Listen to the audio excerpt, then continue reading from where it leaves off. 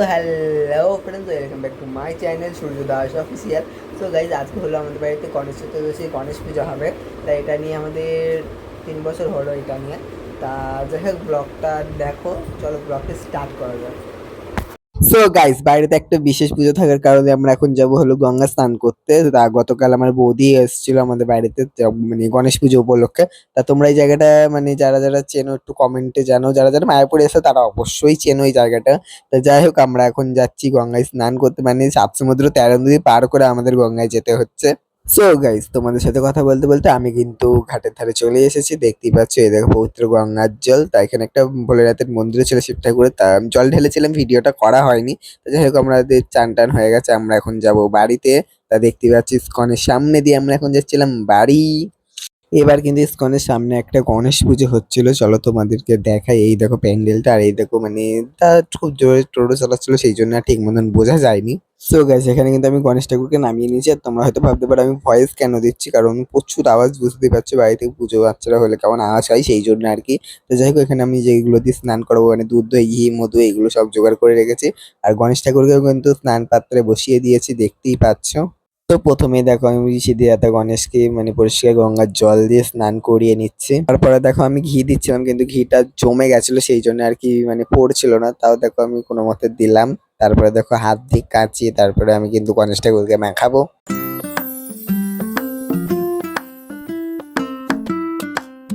তারপরে দেখো আমি মধু দিচ্ছিলাম, দেখতেই পাচ্ছ। তারপরে দেখো আমি টক দই দিয়ে স্নান করাচ্ছিলাম গণেশ ঠাকুরকে।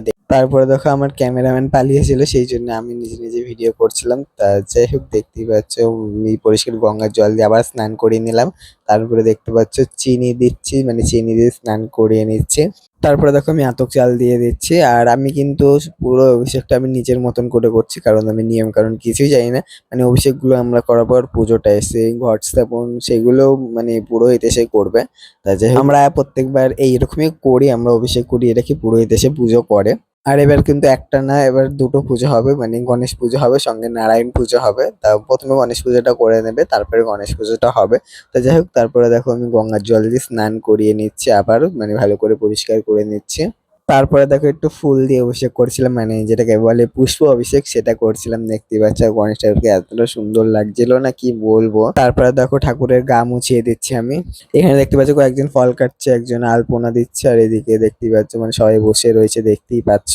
এখানে দেখতে পাচ্ছ দুটো ঘট আছে, যেটা ঠাকুর ঘরের একদম সামনে আছে সেটা হলো গণেশ ঠাকুরের, আর যেটা একটু সাইড করে আছে ওইটা হলো নারায়ণ ঠাকুরের। তা প্রথমে মানে পুরোহিত যেই ঘটে এখন পুজো হচ্ছে, মানে প্রথমে পুরোহিত মশাই মানে গণেশ ঠাকুরের পুজো করছে, তারপরে নারায়ণ ঠাকুরের পুজো করবে।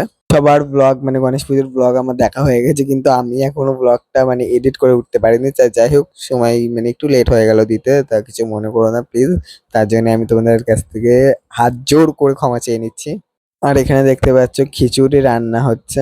সো গাইস, গণেশ পুজো কিন্তু শেষ, এবার কিন্তু দেখতে পাচ্ছ মানে নারায়ণ পুজোয় বসে পড়েছে পুরোহিত মশাই। তারপরে দেখো পুষ্পাঞ্জলির জন্য বসে পড়েছি আমরা। প্রথমে আমাদের গণেশ ঠাকুরের পুষ্পাঞ্জলি হলো, তারপরে নারায়ণ ঠাকুরের।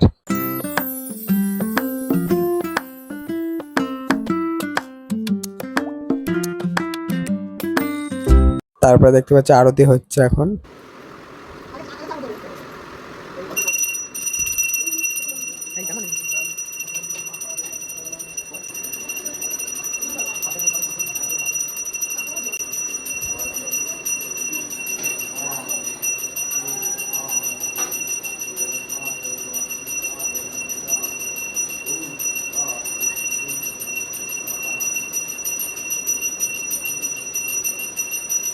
যে দাদুটা এখন পুজো করছে ওই দাদুটাকে আমি ছোট্ট থেকে দেখছি, যে যে কোনো পুজোতেই আমাদের বাড়িতে যে কোনো পুজোতেই ওই দাদুটাই পুজো করে। আর যেই লোকটা দাঁড়িয়ে আছে ওই লোকটা হলো ওনার ছেলে। তা এখন দেখতে পাচ্ছ গণেশ পুজোর হোম হচ্ছে, দেখতেই পাচ্ছ তোমরা। তারপরে দেখতে পাচ্ছ সবাই আস্তে আস্তে প্রসাদ খেতে আসছিল, দেখতেই পাচ্ছ এখানে এক ব্যাচ বসে পড়েছে। তা দ্বিতীয় ব্যাচে আমিও বসে পড়েছি, মানে আমার খুব খিদা লেগেছিল, কারণ সারাদিন উপোস করেছিলাম। তা যাই হোক, আমি এখন খিচুড়িটা খেয়ে নিচ্ছি।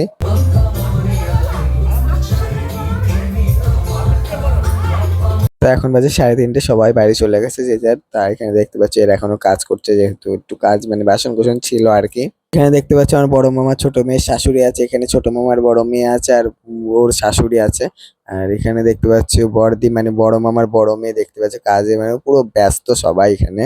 বাড়ির মানে বাড়ির লোকগুলো এখন খাবে প্রসাদ। সো গাইস আমার বৌদিরা এসেছিল জেরার থেকে, তারা বৌদিরা আমার জন্য এনেছে মোমো, মানে ইস্কনে ঘুরতে গেছিল। এই দেখো মোমো, তাই দেখো আকাশ আছে, বৌদি আছে, বৌদিটার মেয়ে আছে, আর এই যে এই বৌদিটা না, কিন্তু এটা আমার বৌদি, এর মা এনেছে এই যে।